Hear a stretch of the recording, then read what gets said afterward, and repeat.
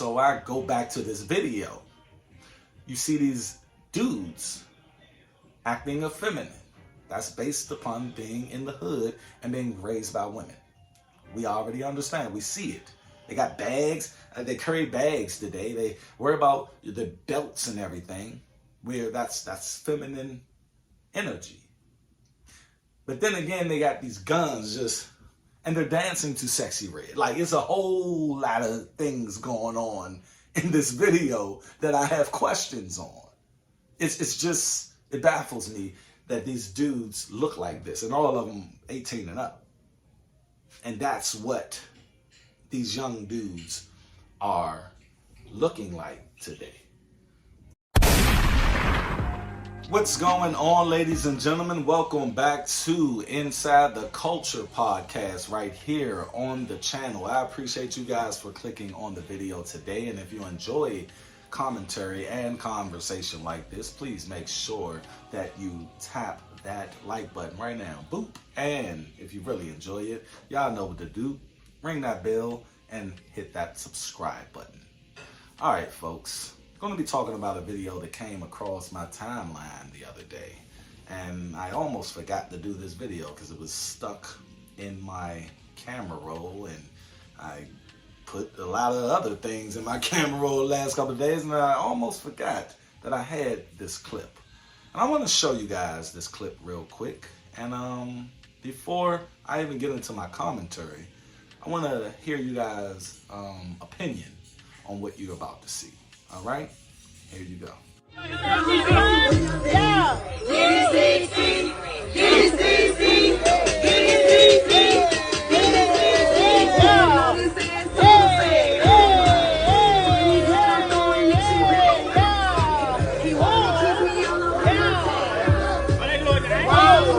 As you guys know, this podcast is fairly new.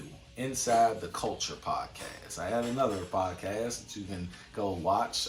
It's called Not a POOKIE podcast, and I really I like that podcast as well. But this podcast specifically has to do with going inside our culture, be it good or bad. You know, you're gonna have positive videos from me as well. But I do want us to talk about the elephant in the room, and that elephant in the room is our men acting effeminate, our men acting violent, our young boys acting and doing things that just other cultures don't do. You know, the thing about it is when you look at Chicago and all of these inner cities, it's something to where you just look at and you try to figure out what needs to happen for this to stop, right?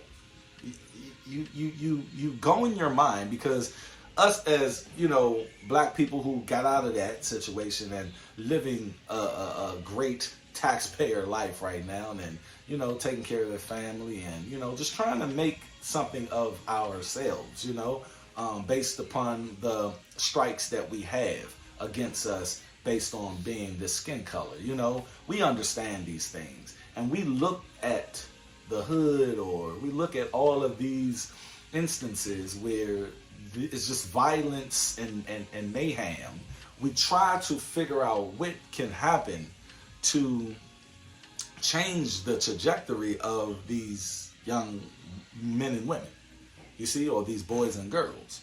And, you know, we have a lot of people who has solutions. You know, we got Dr. Umar Johnson. We got the Israelites, the black Israelites. We got the Democratic Party when it comes to black people, black Democrats. We got Republican Democrats, as in Candace Owens. We have a lot of different Nation of Islam. Shout out to Brother Islam and all of those people, man, who are out trying to give us better perspectives about how we should live our lives, right? Now, in my opinion, the thing is, and you're probably not going to like what I'm about to say, I see a lot of, you know, just people in the hood, be it activists or whatever, And they're always, especially in my hood, Northeast Trinidad, Washington, D.C., or Washington, D.C. as a whole, the DMV. The thing is, I always see these activists out there marching and saying, stop the violence, stop the violence. We just had a girl get shot the other day in D.C. and, just, hey, we need to stop the violence. We need to stop the violence. Stop the violence. Stop the violence. We say that. And it's all good if you want to hear yourself say that.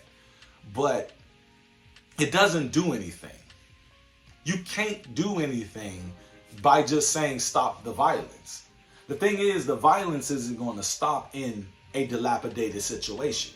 The violence isn't going to stop in a place where there is no resources. We're in a place where people have been in apartment buildings, rats and roaches, for decades and raised their children to do the same thing.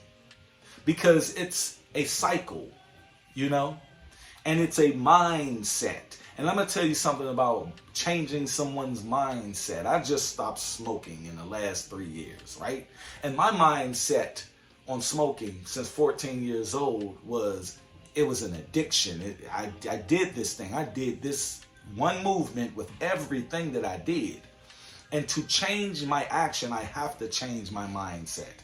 My doctor told me, yeah, I can give you a pill, I can do this, I can do that. But you still have to want to do this. You got to change how you look at smoking cigarettes. So my daughter came to me 3 years ago and talked to me about me smoking cigarettes and how that eventually took my mother's life. And she witnessed my mother having cancer and dying from complications with cancer, esophagus cancer, which probably led to her death. No, it didn't probably. Cigarettes did have everything to do with getting that cancer. So my daughter came to me, and right then and there, I didn't stop cold turkey. It took me about 3 months. But eventually, I had to change how I looked at it. So we got to start changing how we look at violence in the hood. It just, that goes together. Violence and hood goes together. We got to figure out a way how to turn this hood to not be a hood.